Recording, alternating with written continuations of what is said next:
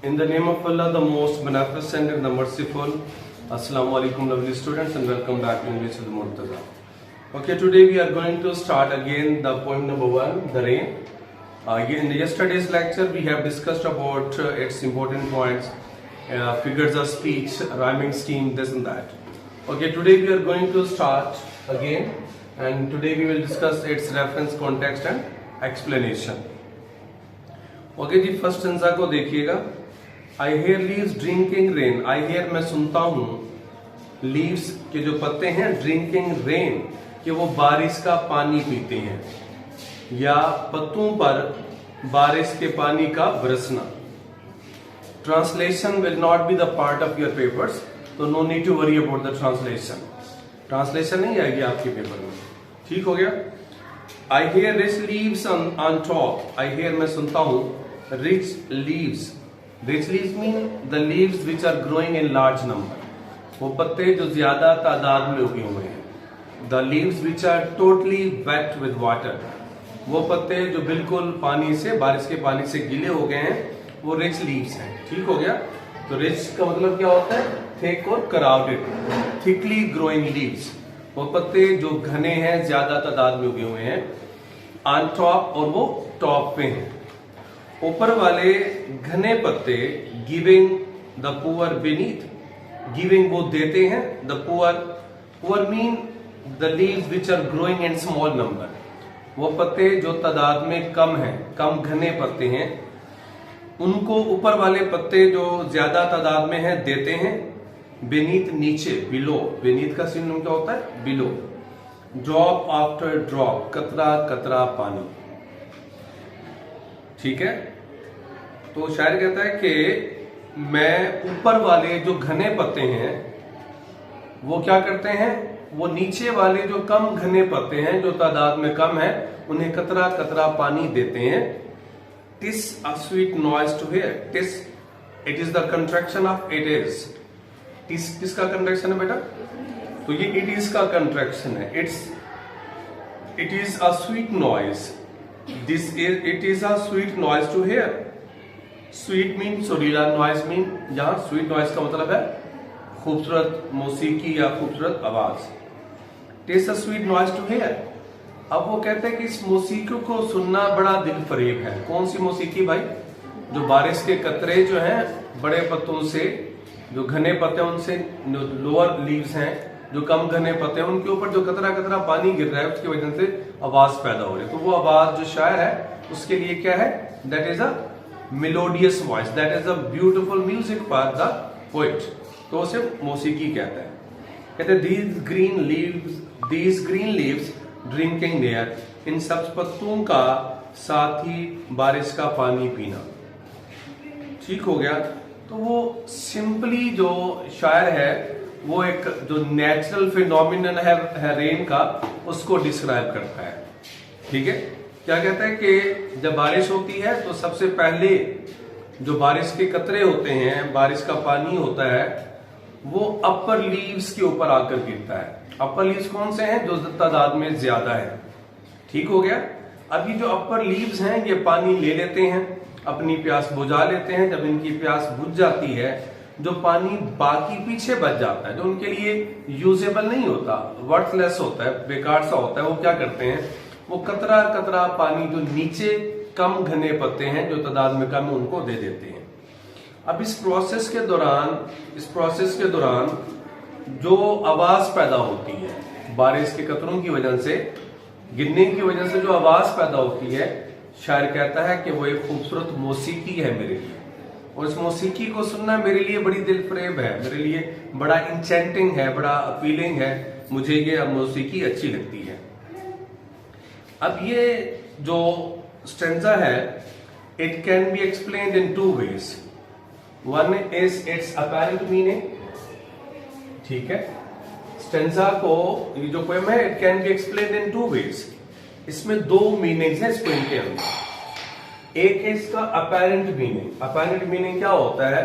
Explanation of the poem according to the wording of the poem. जो कुछ words लिखे हुए हैं उनको बयान करके हम उसको एक्सप्लेन कर देते हैं, तो दैट इज अपैरेंट मीनिंग. दूसरे इसके अंदर है अंडरलाइन मीनिंग. यानी कि एक्सप्लेनेशन ऑफ द स्टेंजा और the poem according to the theme of the poem, theme के मुताबिक एक्सप्लेनेशन, इसको हम सिंबॉलिक एक्सप्लेनेशन भी कहते हैं। That is also called symbolic meaning और symbolic explanation, that is also called symbolic meaning और सिंबॉलिक एक्सप्लेनेशन। अभी जो मैंने अभी आपको उर्दू में थोड़ा बताया इसके बारे में, तो that was explanation according to the words of the poem, जो वर्डिंग पोएम की लिखी थी उसके मुताबिक मैंने बताया। ठीक हो गया। अब इसमें अगर हम इसको एक्सप्लेन करें according to the words of the poem, तो शायर वो क्या कहता है, शायर सिंपल जो है, he is describing the scene of the rainfall. He says that when there is a rainfall, first of all, the raindrops fall on the upper leaves of the trees. First of all, the upper leaves of the trees receive water, they intake water, they get fully wet with it, they quench their thirst. After quenching their thirst, whatever is left, which is not now usable for the upper leaves, those upper leaves give those drops of water in the form of drops to the lower leaves which are growing in small number. So during this process, when the raindrops are falling from the upper leaves to the lower leaves, a sound is produced. The poet says that sound is a beautiful music for me. This is a music which is worth listening for me, and I really enjoy this music. तो ये तो होगी इसका apparent meaning। अगर हम इसको theme के मुताबिक एक्सप्लेनेशन करें इसकी, क्योंकि हमने पढ़ा है last day, I have told you people कि जो W.H. डेविस है, इसकी जो थीम्स हैं वो नेचर है, he is a poet of nature. इसके अलावा इसकी पोएम के अंदर आपको हार्डशिप्स ऑफ पुअर के बारे में भी बातें मिलेंगी। तो हमने अभी इसका जो वर्डली मीनिंग था according to the words explain किया। अब हम इसको सिंबॉलिकली एक्सप्लेनेशन इसकी करते हैं। ठीक है, सिंबॉलिक एक्सप्लेनेशन ऐसे है कि असल में जो शायर है वो हमारे मुआशरे के अंदर जो सोशल डिवीजन्स हैं, ठीक है, जो सोशल डिवीजन्स हैं उनको डिस्क्राइब करता है कि अपर क्लास है, लोअर क्लास है, अपर स्टेट ऑफ द सोसाइटी है, lower state of the society है, अमीर लोग हैं, गरीब लोग हैं। फिर वो मुआशरे के अंदर जो इनइक्वालिटी है, जो मुसावात नहीं है, उसको बयान करता है। जो हमारे मुआशरे में इनजस्टिस है उसको बयान करता है। और जो डिफरेंस है, डिस्टिंग्विश है, देयर इज अ डिफरेंस, जो डिफरेंसेस मौजूद हैं अमीर और गरीब के दरमियान, बड़े और छोटे के दरमियान, उसको वो डिस्क्राइब करता है दर हकीकत। ठीक है। और वो जो हमारे मुआशरे के अंदर अनइक्वल डिस्ट्रीब्यूशन ऑफ रिसोर्सेज है कि अमीर लोग जो हैं वो सबसे पहले तमाम अपॉर्चुनिटीज उनको मिलती हैं, तमाम लग्जरीज, कंफर्ट्स ऑफ लाइफ वो एंजॉय करते हैं। ठीक है। और जो कुछ उनके पास बच जाता है, जो उनके लिए यूजेबल नहीं होता, वेस्ट होता है, बेकार होता है, वर्थलेस होता है, वो फिर गरीबों को दे देते हैं खैरात की शक्ल में। तो that is the symbolic explanation of the word. तो if we explain the given stanza symbolically, then we can say that the poet is describing the social deviance which are present in our society. He is telling us about the differences which are present between the rich and the poor in our society. He is describing the unequal distribution of resources in our society. He says that there are two classes of the people. One is the upper class and another is the lower class. The upper class is the class of the rich people who enjoy all the opportunities of life, who enjoy all the luxuries of life, and whenever they have enjoyed each and everything, and whatever is left, they give those to the poor people of the society in the form of charity or in the form of alms. तो वो खैरात की शक्ल में जो गरीब लोग हैं उनको दे देते हैं। तो that is the unequal distribution of resources. The rich people having plenty of things. On the contrary, the poor people have nothing to eat even. गरीबों के पास खाने के लिए कुछ नहीं और अमीरों के पास बहुत कुछ है। ठीक हो गया। In fact, the poet is telling us the social deviance and the unequal distribution of resources in our society. ये तो हो गया इसका symbolic explanation और you can say इसके underlying meaning हो गया। अब कल मैंने आपको बताया कि इसके अंदर जो फिगर्स ऑफ स्पीच यूज हुए हैं, कौन कौन से यूज हुए थे? सिंबोलिज्म यूज हुआ है, पर्सोनिफिकेशन यूज हुआ है, ऑक्सीमोरोन यूज हुआ है, ठीक हो गया, और इमेजरी यूज हुई है। ठीक है, अब जब आप ये एक्सप्लेनेशन कर लोगे तो उसके बाद आपने एक्सप्लेनेशन में ये बातें ऐड करनी है। The poet has used a lot of figures of speech in this stanza. The poet has used personification in the very first line of the poem when he says, "I hear leaves drinking rain." So drinking rain is the quality of the human beings. Drinking is the quality of the living things. But the poet is giving this quality to the leaves. So there is the use of personification. पहले तो आपने ये कहना है कि शायर ने personification का इस्तेमाल किया है पहली लाइन के अंदर। जब वो जो ड्रिंकिंग है, जो इंसानी खूबी है, जानदार चीजों की खूबसूरत है, वो बेजान पत्तों को देती है। तो that is the use of personification. तो ड्रिंकिंग रेन जो है, that indicates the poet has used personification in this line. समझ आ गई? कल बताया था ना personification, it is giving the human qualities to the non living things. Okay हो गया? तो फिर इसमें और कौन सा यूज हुआ है? सिंबोलिज्म यूज हुआ है। तो this poem is full of a lot of symbolism. जैसे हमने कहा था, rain is the symbol of blessings of Allah and that is also a symbol of life. Rich is the symbol of rich people of the society, poor is the symbol of poor people of the society. Got it? तो symbolism का use हुआ है। फिर आप बताओगे इसके अंदर oxymoron का भी यूज हुआ है। किसका यूज हुआ है? ऑक्सीमोरोन। ऑक्सीमोरोन का कहां यूज हुआ है? जब वो कहते हैं ना स्वीट नॉइज, स्वीट नॉइज। तो स्वीट का मतलब होता है सुरीला, नॉइज का मतलब होता है शोर। अब शोर सुरीला तो नहीं होता ना, तो दैट इज कॉल्ड ऑक्सीमोरोन। कि जो शायर है वो अपेरेंटली अपोजिट वर्ड्स का इस्तेमाल करता है, मुख्तलिफ अल्फाज का इस्तेमाल करता है in order to produce special effect. खास किस्म का असर पैदा करने के लिए अपनी पोएट्री के अंदर शायर लोग जो हैं वो इस तरह के वर्ड्स यूज करते हैं, जिसे हम फिगर ऑफ स्पीच यूज करते हैं, जिसको क्या कहा जाता है? ऑक्सीमोरोन। तो स्वीट मीन सुरीला, मेलोडियस, नॉइज मीन जो कि सुरीला ना हो, शोर। तो अब शायर ने इसमें कौन सा यूज किया, कौन सा फिगर ऑफ स्पीच यूज किया? हम क्या कहेंगे? The poet has used oxymoron also when he uses the phrase sweet noise. Sweet is melodious and noise is irregular sharp sound which we don't love to listen.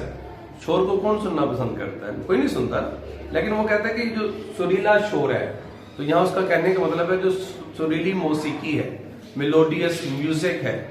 ठीक हो गया?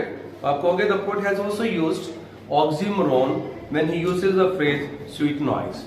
And oxymoron is a figure of speech in which apparently contradictory words are used in order to produce special effect.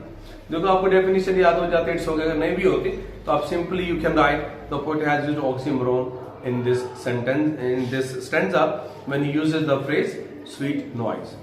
Is it clear to all of you? इसके अलावा इसमें कौन सा figure of speech use है? Imagery use हुई है। The poet has used images also in this stanza. He has used visual as well as auditory imagery in this stanza because we can see the rain. So that is a visual image. We can also hear the rain. That is the auditory image or auditory imagery. तो इस stanza के अंदर शायर ने कौन से images use किए हैं? Visual and auditory. ये बारिश को हम देख भी सकते हैं और सुन भी सकते हैं। Whether it is clear to all of you? बाकी I have told you कि इसकी राइमिंग स्कीम और दिस एंड नेक्स्ट स्टैंजा देखिए। And when the sun comes out, और जब सूरज बाहर आएगा, कहां से बाहर आएगा भाई? क्लाउड्स, बादलों की ओर से जब सूरज बाहर आएगा।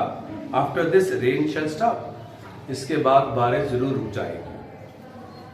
अ वंडरस लाइट विल फिल, एक तेज रोशनी, वंडरस मीन शाइनिंग, ब्राइट, चमकदार। Light will fill each dark round drop, जो चमकदार रोशनी है वो हर एक तारीक गोल कतरे को भर देगी। ठीक है, किससे भर देगी? यानी कि हर तारीख कतरा जो है सूरज की किरणों की वजह से, सूरज की रोशनी की वजह से वो चमकने लगेगा। I hope the sun shines bright. शायर कहता है कि मुझे उम्मीद है कि सूरज खूब चमकेगा। It will be a lovely sight, ये खूबसूरत मंजर होगा, नजारा होगा। ठीक है, अगर हम इसको अपेरेंट मीनिंग देखें इसके, तो सिंपली वो बताता है कि जब बारिश रुक जाएगी और बादल बिखर जाएंगे तो सूरज बादलों की ओर से बाहर आएगा और जो सूरज है ये पहले से भी ज्यादा चमकेगा और ये अपनी रोशनी से दुनिया के हर कोने को रोशन कर देगा। यहाँ तक कि जो तारीख बारिश के कतरे हैं वो भी मोतियों की तरह चमकने लगेंगे। बारिश के बाद आपको पता है कि जो सीन होता है बड़ा प्यारा होता है, हर चीज वॉश हो जाती है, हर चीज फ्रेश हो जाती है और जब सूरज की रोशनी भी साथ आ जाती है तो it looks a very beautiful scene, that scene becomes very charming. तो ये मंजर बहुत ज्यादा खूबसूरत हो जाता है। तो that is the apparent meaning. अब हम इसको इंग्लिश में कैसे लिखेंगे? तो if we explain the given stanza by its apparent meaning, we can say the poet is describing the scene when the clouds are dispersed and the rain is stopped and the sun comes out of the clouds. The poet says that when the sun will come out of the clouds, it will spread its light on each and everything. It will illumine each nook and corner of the world, even the dark drops of the rain, which were looking dull and dim because of the darkness, now because of the light of the sun, rays of the sun, they will start shining just like the pearls. The poet says that after rain, the scene will be beautiful because after rain, each and everything is washed. The atmosphere becomes very beautiful and it becomes very fresh. The poet says that this scene will be worth seeing. This scene will be worth watching. That will be very fascinating, attracting and it will be a beautiful scene. तो ये simple उसका ये worldly explanation है words के मुताबिक। अगर हम इसको सिंबॉलिकली इसको एक्सप्लेन करें, if you explain the given sentence symbolically, तो हम कह सकते हैं शायद जो है ये जो लाइंस हैं ये शायद की ऑप्टिमिस्टिक अप्रोच को जाहिर करती हैं कि वो परेशान नहीं है। जो ऊपर हम वो बयान कर रहा था कि माशरे के अंदर इनइक्वालिटी है, अनजस्टिस है और अनइक्वल डिस्ट्रीब्यूशन ऑफ रिसोर्सेस है, गरीब और अमीर के दरमियान बहुत ज्यादा फर्क है। तो कहते हैं कि एक दिन ऐसा होगा कि ये फर्क खत्म हो जाएगा। वो सूरज की जो रोशनी उसकी मिसाल देता है, जब सूरज चमकेगा और ये पहले से भी ज्यादा खूब चमकेगा और अपनी रोशनी हर जगह उसकी रोशनी फैल जाएगी। अब सूरज तो डिफ्रेंशिएट नहीं करता ना कि ये अमीर है, ये गरीब है, ये बड़ा है, ये छोटा है। वो अपनी रोशनी जो है वो इक्वली डिस्ट्रीब्यूट करता है, हर जगह पे इक्वली फैलाता है अपनी रोशनी को सूरज जो है। तो सन जो इसके अंदर है वो किस चीज की अलामत है? कल हमने पढ़ा sun is the symbol of justice, sun is the symbol of equality, sun is the symbol of beauty as well. तो कहते हैं कि जैसे सूरज अमीर और गरीब में फर्क नहीं करता, अपनी रोशनी इक्वली डिस्ट्रीब्यूट करता है हर जगह पर, तो एक दिन आएगा कि हमारे मुआशरे के अंदर भी इक्वल डिस्ट्रीब्यूशन ऑफ रिसोर्सेज होगी, हमारे मुआशरे के अंदर भी इक्वालिटी होगी, हमारे मुआशरे के अंदर भी जस्टिस होगा, अमीर गरीब का फर्क खत्म हो जाएगा। जैसे अमीर अपनी जिंदगी को एंजॉय करते हैं, गरीब आदमी भी वैसे एंजॉय करेंगे। I have you got the idea? ठीक है, अब हम इसको इंग्लिश में हम कैसे एक्सप्लेन करोगे आप? If we explain this stanza symbolically, ठीक है, then we can say that these lines show the optimistic approach of the poet. The poet is not pessimistic. He is very hopeful that there will be a day when there will be change in the society. He says that there will be equality in the society. He says that there will be justice in the society. He says that there will be a day when there will be equality between the rich and the poor, between the high and the low.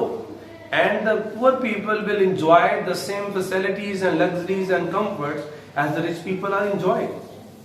ठीक है, by giving the example of a sun, because sun is a symbol of equality and justice.